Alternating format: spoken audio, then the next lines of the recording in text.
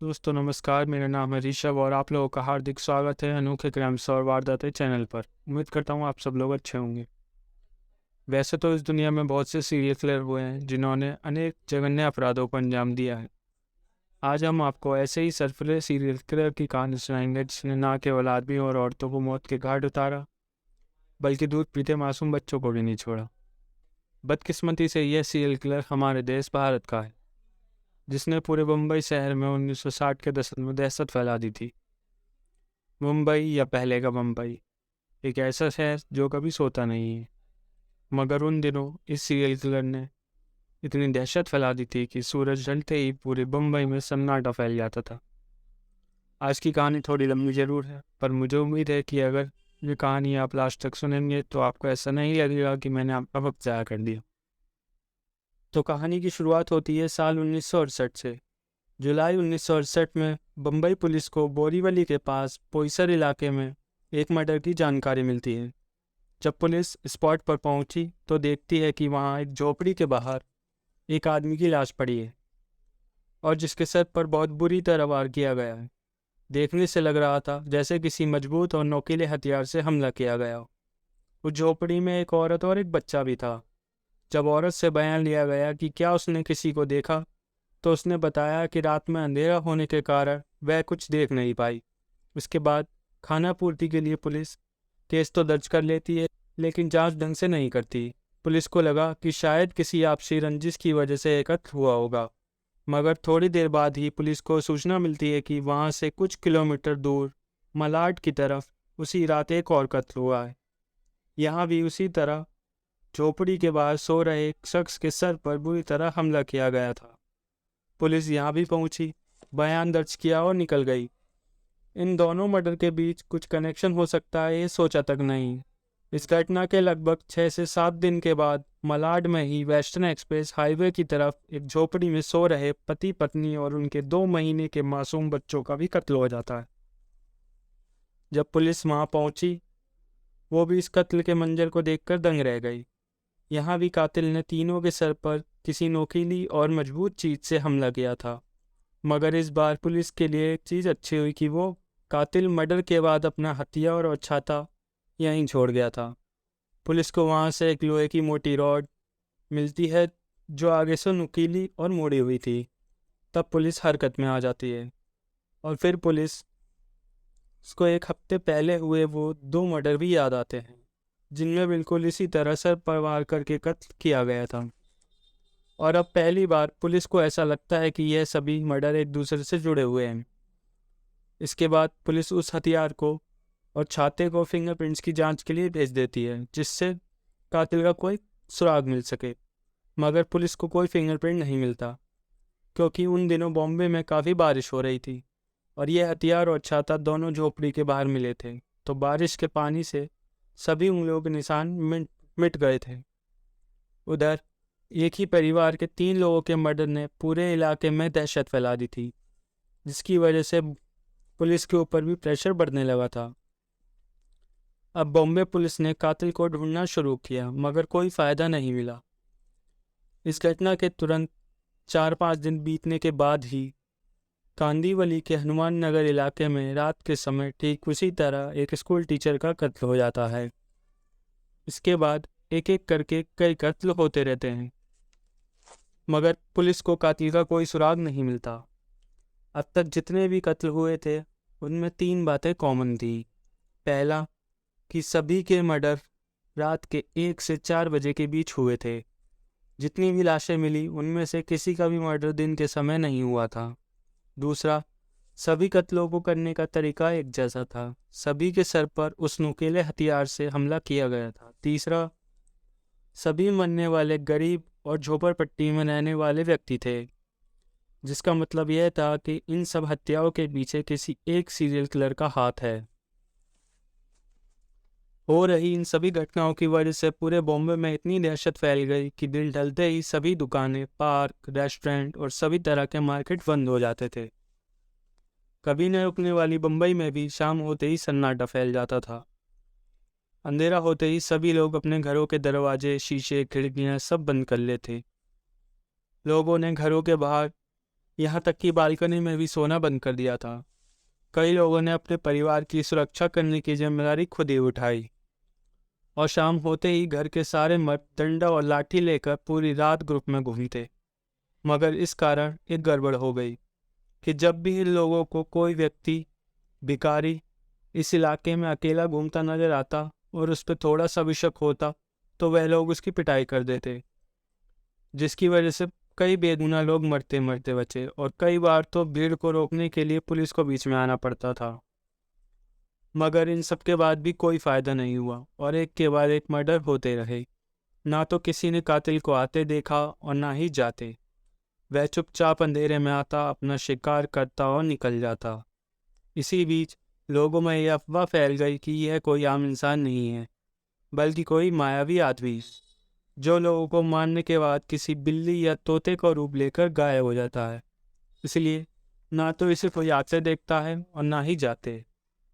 Police की नाकामयाबी ने भी इन सारी अफवाहों को काफ़ी जोर दिया और लोग यह सब अफवाहें बनाते रहे।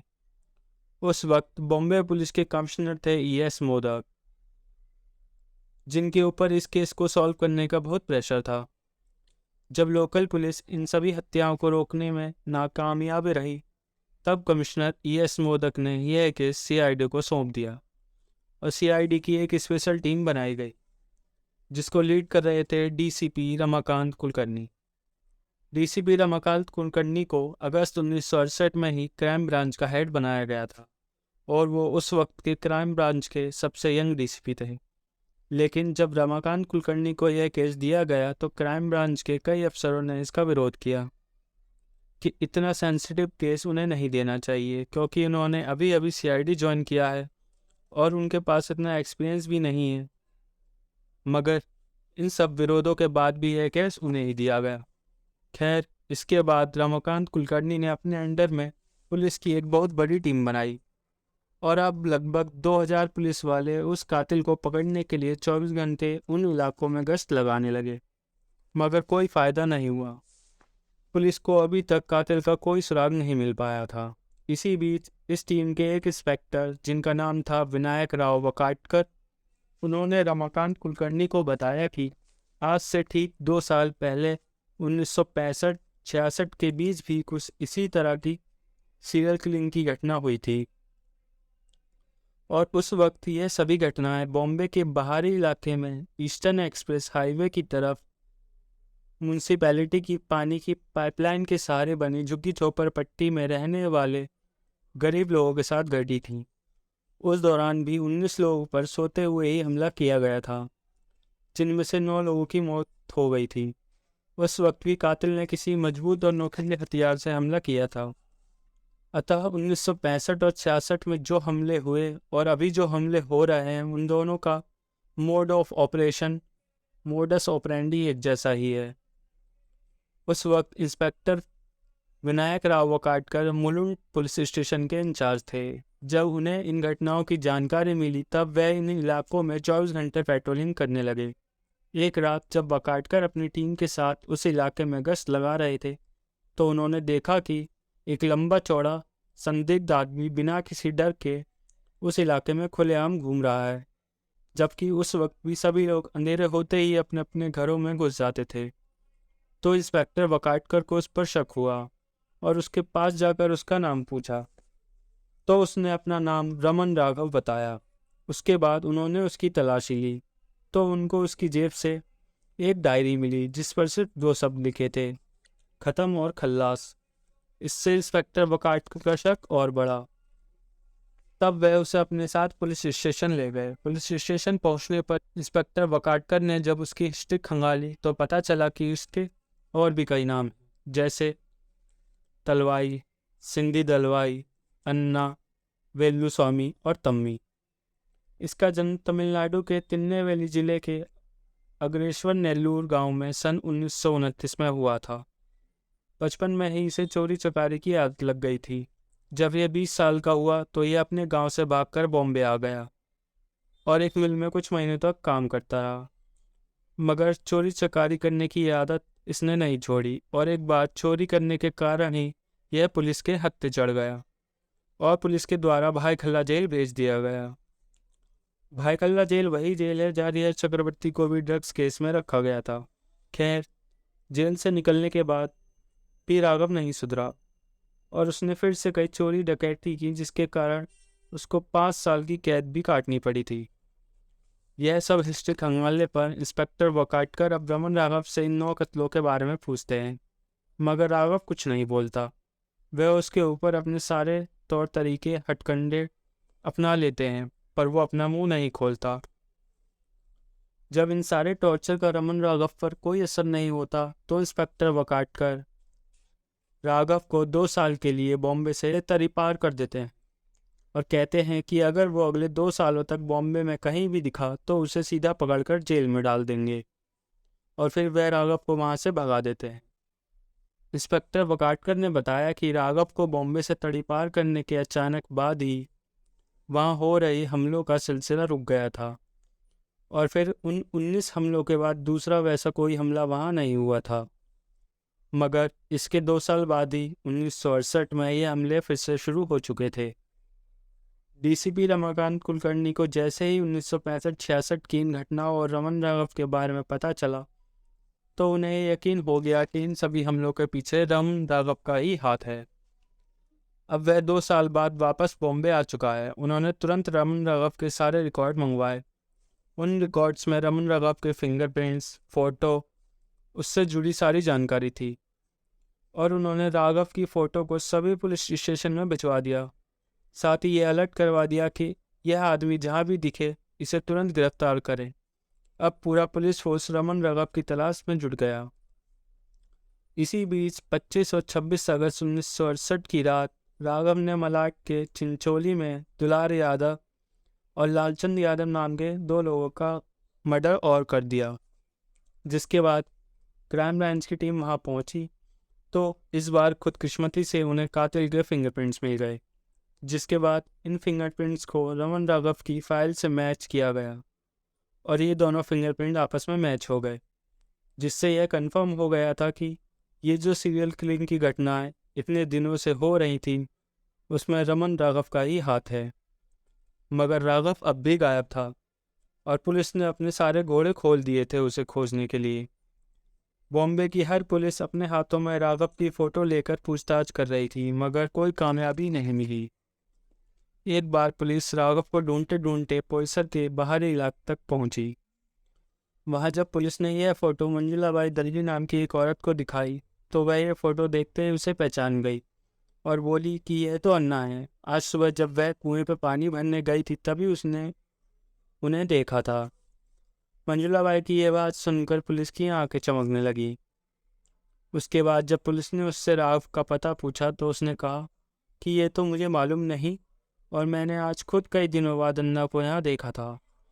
फिर पुलिस ने उससे पूछा कि जब उसने राघव को देखा तो उसने कैसे कपड़े पहन रखे थे और उसका हुलिया कैसा था।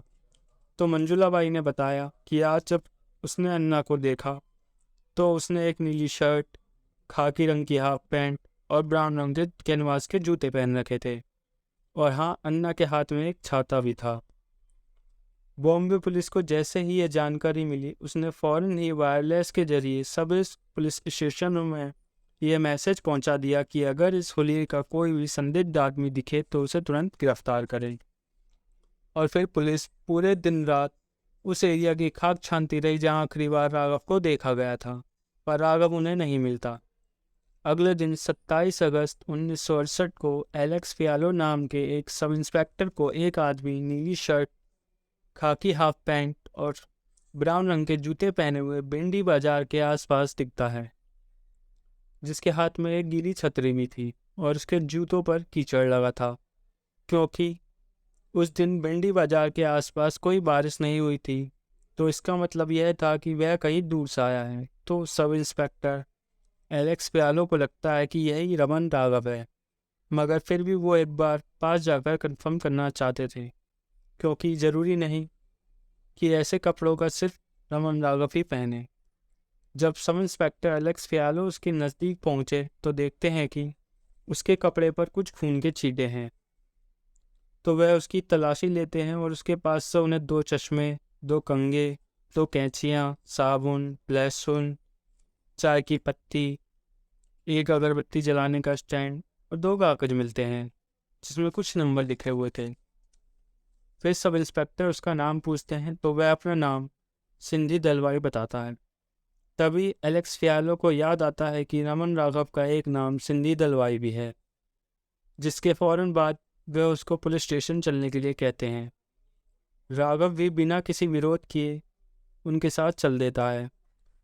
पुलिस स्टेशन पहुंचने के बाद एलेक्स फियालो तुरंत अपने सीनियर अफसरों को इसकी जानकारी देते हैं।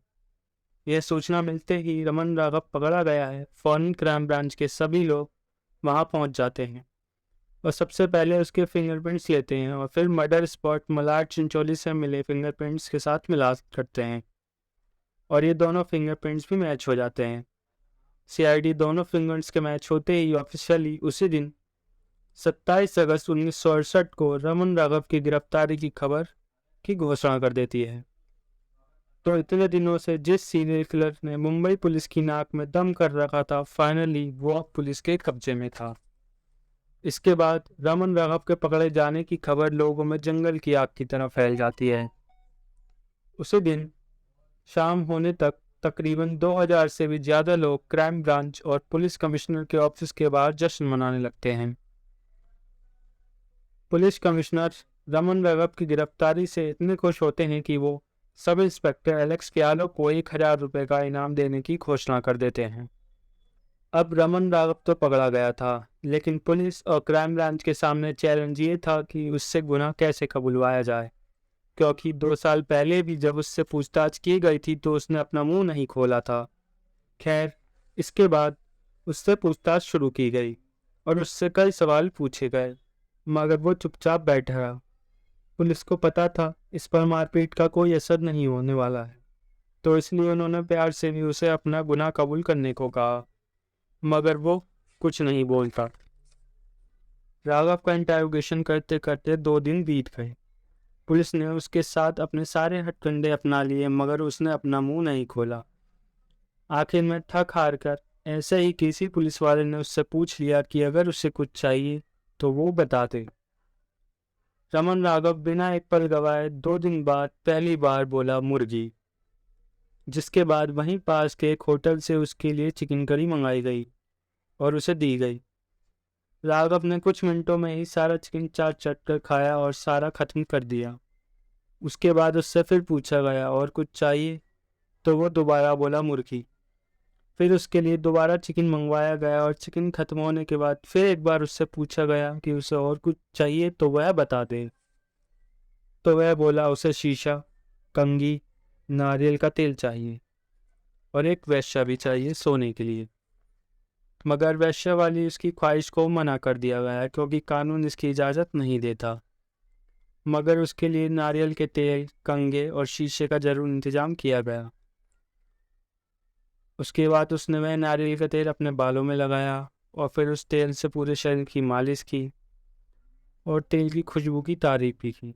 इसके बाद कंघे से अपने बाल बनाए और शीशे में बहुत देर तक खुद को हल्की सी मुस्कुराहट के साथ देखता रहा। थोड़ी देर बाद वह पुलिस की तरफ मुड़कर बोला कि अब पूछो जो भी आपको मुझसे पूछना है। उसके बाद पुलिस ने उससे शहर में हो रहे मर्डर के बारे में पूछा तो राघव बोला ठीक है, मैं आप सब कुछ बताता हूँ। और फिर रमन राघव ने अपनी कहानी शुरू की। वो बोला कि जब 1966 में 2 साल पहले उसे बॉम्बे से तड़ीपार किया गया था तो वह वहाँ से पूना की तरफ चला गया और बड़गांव, देहू और तलेगांव नाम के जगहों पर चोरी चकारी का काम शुरू कर दिया। जब वह तलेगांव में एक चाय की दुकान पर गया और उसने प्योर दूध की कड़क चाय बनाने के लिए कहा, मगर चाय वाले ने उसकी चाय में दूध कम डाला और पानी ज़्यादा डाल दिया, जिस बात पर उसे बहुत गुस्सा आया। उसी वक्त उसने चाय वाले का मर्डर करने का फैसला कर लिया और जब चाय वाला दुकान बंद करके शाम को अपने घर जाने लगा, राघव भी उसका पीछा करने लगा। तभी इसी बीच पुलिस वहाँ आ गई और पुलिस ने उसे एक चोरी की केस में पकड़ लिया और तब राघव को 1.5 साल के लिए बड़गांव जेल भेज दिया गया। राघव ने बताया जब वो 1.5 साल बाद उस जेल से रिहा हुआ तब वो वहाँ से ट्रेन पकड़कर कर्जत महाराष्ट्र पहुँचा।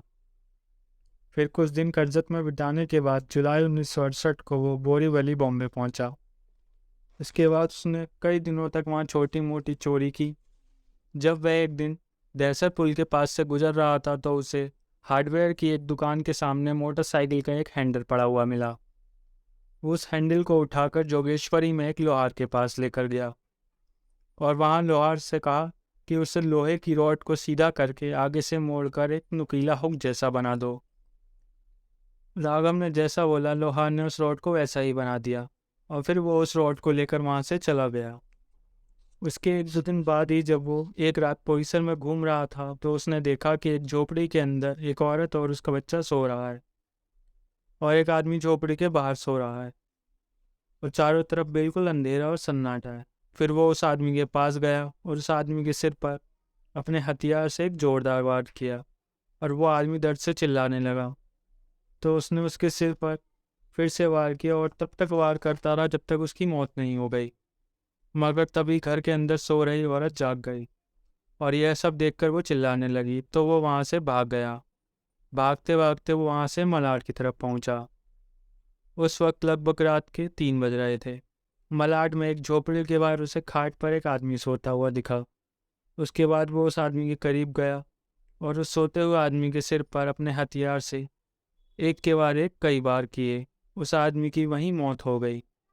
जब उस आदमी की मौत हो गई तो उसने उस आदमी की घड़ी उतार कर खुद पहन ली।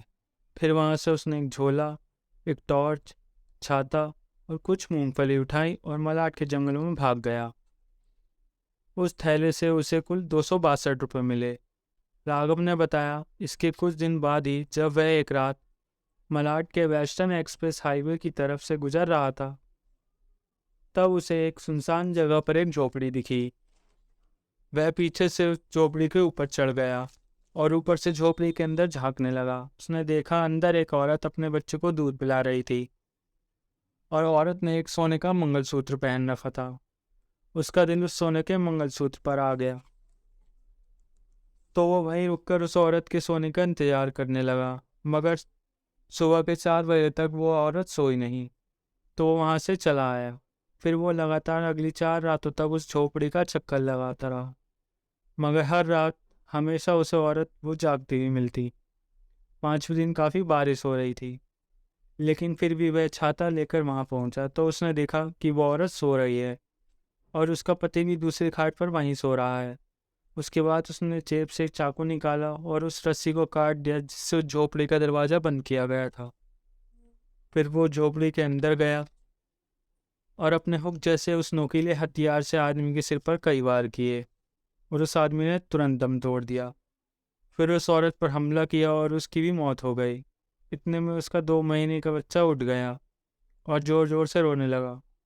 तो उसने उस बच्चे को भी नहीं छोड़ा और अपने हथियार से उसे भी मौत के घाट उतार दिया। फिर वो नज़र मारने झोपड़ी के बाहर आया कि इधर उधर से कोई देख तो नहीं रहा है। फिर अपना हथियार और छाता वहीं रख कर फिर वापस अंदर गया। फिर उसने औरत का मंगलसूत्र उतार कर अपनी जेब में रख लिया। इसके बाद उसकी नीयत खराब हो गई और वो उस मरे हुए औरत के बगल में लेट गया और उस औरत के कपड़े उतारने लगा। मगर इतने में एक बूढ़ी औरत वहाँ आ गई और चिल्लाने लगी, जिसे देखकर वो वहाँ से अपना छाता और हथियार वहीं छोड़कर भाग गया। अगले दिन वो अपना छाता लेने वापस आया, मगर उसे कुछ नहीं मिला क्योंकि पुलिस ने उसका हथियार और छाता फिंगरप्रिंट्स कलेक्ट करने के लिए भिजवा दिया था।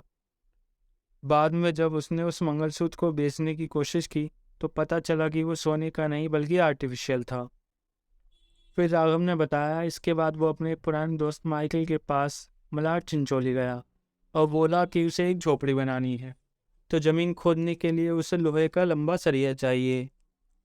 माइकल ने उसे लगभग 4 फुट की एक लोहे की रॉड दी और कहा कि जब काम खत्म हो जाए तब वापस कर देना। फिर वो उस रॉड को लेकर वहाँ से निकल गया। इसके 3-4 दिन बाद जब वो एक रात कांदीवली के हनुमान नगर एरिया में पहुंचा तो उसने देखा कि एक झोपड़ी के अंदर एक अकेला आदमी सो रहा है।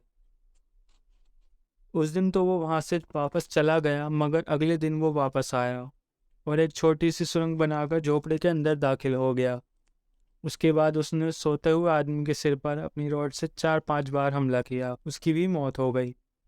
इसके बाद उसने उस मरे हुए आदमी की घड़ी उतारी और रख ली। उसकी जेब में 3-4 पेन थे, उन्हें भी ले लिया। इसके बाद उसे वहाँ से एक एक के 5 नोट मिले और पैसे लेने के बाद उसने वहाँ से डालडा, घी, गेहूं का आटा और एक स्टोव उठाया और वहाँ से भाग निकला। फिर बाद में उसने वो घड़ी एक दुकानदार को मात्र 30 रुपये में बेच दी। इसके बाद जिस लोहार के पास वो जोगेश्वर में पहले गया था वहाँ दोबारा पहुँचा और अपने दोस्त माइकल से जो रॉड लिया था उसका भी पहले जैसा ही हथियार बनवा लिया। इसके 3-4 दिन बाद वो बोरीवली की तरफ गया और वहाँ भी एक आदमी उसे झोपड़ी के अंदर अकेला सोता हुआ मिला। तो वो झोपड़ी के अंदर घुसा और अपने हथियार से उस पर सिर पर कई वार किए। उसकी भी मौत हो गई। जिसके बाद उसने उस मरे हुए आदमी की जेब से बीड़ी और माचिस निकाल कर अपनी जेब में रख ली और झोपड़ी में जो थोड़ा बहुत खाना बना हुआ था उसने वो खाना खाया और फिर वहाँ से निकल गया। थोड़ी दूर जाने पर उसे एक झोपड़ी में एक अकेली औरत और अपने 2 बच्चों के साथ सोती हुई मिली। वो उस झोपड़ी में घुसा और अपने हथियार से उस औरत पर 2-3 हमले किए और औरत की मौत हो गई। उस औरत ने एक चादर ओढ़ रखी थी। राघव बोला कि जब वो चादर उसने उस औरत के ऊपर से हटाई तो देखा कि वो औरत बिना कपड़ों के सो रही थी। फिर यह सब देखकर उसके अंदर का हैवान और जाग गया और उसने उस मुर्दा औरत के साथ कई बार बलात्कार किया। और जब उसका मन भर गया तो वो वहाँ से उठा और झोपड़ी में जो भी खाना बना था उसे खाया और वहीं पर रखी चाय पत्ती को लेकर वहाँ से भाग गया। अपने पूरे कबूलनामे में उसने ऐसे काफ़ी सारे और कत्लों के बारे में बताया। फिर जब पुलिस ने रमन राघव से 2 साल पहले एक के बाद एक लगातार हो रहे मर्डर्स के बारे में पूछा तो उसने कहा कि हाँ, वो सभी कत्ल उसने ही किए थे। और तब उसने 1965 और 66 के बीच कुल 24 कत्ल किए थे। अपने कबूलनामे में उसने कुल मिलाकर 41 कत्ल करने की बात कबूली और यह भी बताया कि यह मर्डर्स 41 से ज़्यादा भी हो सकते हैं, लेकिन फ़िलहाल उसे इतने ही याद हैं। फिर जब पुलिस ने उससे पूछा कि उसने आखिर इतने लोगों को क्यों मारा तो उसने कहा कि ये सभी गंदे लोग थे और भगवान ने ही मुझे इन सब लोगों को मारने को कहा था। आखिर पुलिस को उसका कबूलनामा तो मिल गया और अब बहुत ज़रूरी था कि उसका हथियार ढूंढना, क्योंकि कोर्ट में किसी को गुनहगार साबित करने के कत्ल में इस्तेमाल हुए हथियार का बहुत बड़ा रोल होता है। अब जब पुलिस ने रमन राघव से पूछा कि जिस हथियार से उसने सबका मर्डर किया वो कहाँ है, तो वो अपने साथ पुलिस को आरर रोड के जंगलों में ले गया और वहीं एक झाड़ी से अपने हथियार निकाल कर दिए, जिसमें वही नुकीला हथियार और चाकू थे। इसके बाद पुलिस ने उस जोगेश्वरी के लोहार का बयान दर्ज किया जहाँ से राघव ने वो हथियार बनवाया था और राघव के दोस्त माइकल का भी बयान दर्ज किया गया और फिर एक मजबूत केस बनाया गया। फिर 2 जून 1969 को रमन राघव के पकड़े जाने के लगभग 10 महीने बाद कोर्ट में रमन राघव का मुकदमा शुरू होता है। मगर मुकदमे के शुरू होते ही defence lawyer P.V. Pawar Rao के बचाव में कहते हैं कि रमन राघव की दिमागी हालत ठीक नहीं है। उसने जब भी कोई कत्ल किया तो उसे यह मालूम नहीं होता था कि वो क्या कर रहा है। साथ ही वह इस लायक भी नहीं है कि वो अपने ऊपर लगे आरोपों को डिफेंस कर सके। मगर सरकारी वकील M.B. वोरा ने इन सभी बातों का विरोध किया। आखिर दोनों वकीलों की बातों को सुनने के बाद कोर्ट ने दिमागी चेकअप के लिए रमन राघव को बॉम्बे के पुलिस सर्जन के पास भेजा, जिन्होंने अगले 3 हफ्तों तक रमन राघव की दिमागी हालत को परखा और कोर्ट को अपनी रिपोर्ट भेजी, जिसमें उन्होंने बताया कि राघव की दिमागी हालत बिल्कुल ठीक है और उसने जो भी किया उसे पता था कि वो क्या कर रहा है। इस रिपोर्ट और सभी दलीलों को सुनने के बाद कोर्ट के जज C.T. डीगे ने रमन राघव उर्फ सिंधी दलवाई को दोषी करार दिया और साथ ही उसे मौत की सज़ा सुनाई। फिर इसके बाद यह कोर्ट हाई कोर्ट पहुंचा, जहां भी डिफेंस लॉयर की तरफ से यही दलील दी गई कि राघव की दिमागी हालत ठीक नहीं है। तब आखिर हाई कोर्ट ने 3 साइकेट्रिस्ट की एक टीम बनाई और उस साइकेट्रिस्ट की टीम ने रमन राघव के कई इंटरव्यू लिए और अपनी रिपोर्ट में बताया कि राघव को क्रोनिक पैरानॉइड शाइजोफ्रीनिया नाम की एक बीमारी है, जिसमें इंसान को यह पता नहीं होता कि जो वो कर रहा है वो सही है या गलत। जब यह रिपोर्ट कोर्ट में दी गई तब हाई कोर्ट ने 4 अगस्त 1987 को रमन राघव की मौत की सज़ा को उम्र कैद में बदल दिया और राघव को पुणे की येरवड़ा जेल भेज दिया गया। और फिर इसके लगभग 8 साल बाद साल 1995 में किडनी फेल होने की वजह से ससून हॉस्पिटल में रमन राघव की मौत हो गई। पूरे विश्व में अभी तक जितने भी खूंखार और बड़े सीरियल किलर हुए हैं उनमें आज भी रमन राघव का नाम शामिल है। आज 2023 में इस घटना को हुए 50 साल से भी ज़्यादा हो गए, मगर फिर भी कई लोग और बच्चे जो 1965 से 68 के दौरान बॉम्बे में मौजूद थे, वे सभी आज भी इसे याद करके कांप जाते हैं, क्योंकि उन दिनों पूरे मुंबई या आज की मुंबई में आतंक का सिर्फ एक ही नाम था और वो नाम था रमन राघव। रमन राघव के ऊपर कई किताबें लिखी गईं, कई फिल्में भी बनी, जिसमें नवाजुद्दीन सिद्दीकी की रमन राघव 2.0 भी शामिल है, जिसमें उन्होंने रमन राघव से मिलते जुलते इंस्पायर्ड एक सीरियल किलर का किरदार निभाया था। तो आखिर यह थी कहानी एक सनकी सीरियल किलर रमन राघव की। मैं उम्मीद करता हूँ कि यह कहानी आपको ज़रूर पसंद आई होगी। अगर आपको यह कहानी पसंद आई हो तो लाइक करें और कमेंट करके बताएं कि आपको यह कहानी कैसी लगी, और इसे ज़्यादा से ज़्यादा शेयर करें। धन्यवाद।